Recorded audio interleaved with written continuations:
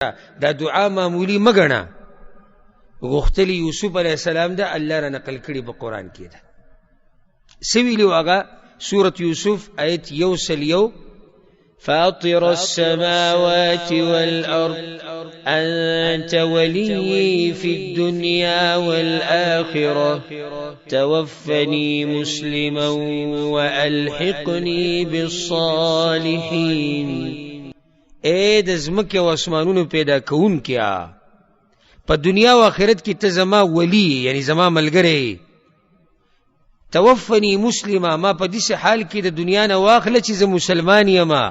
والحقنی بالصالحین او ما د نیکو خلکو سره یو ځای کا. څومره ښایسته دعا ده.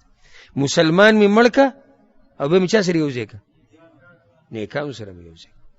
دا دعا کته دي سوی ټوله سیده فاطر السماوات والارض دا الله شان بیانیږي. انت ولي في الدنيا والآخرة توفني مسلما والحقني بالصالحين. او کسب دي زنوي چې یا الله توفني مسلما والحقني بالصالحين. یا اللهم اے الله اے زما ربا توفني مسلما والحقني بالصالحين. ربي توفني مسلما والحقني بالصالحين. هر طریقې سره چی نو دا دعا د سره پاره شو، صرف د اخر خاتمه د پاره نه ده چې بیا ته د نیکانو سره یو ځای شي. او نیکانو سره چې یو ځای کېږي نو چرته بځي؟ جنت ته بځي. نو څومره ښایسته دعا ده.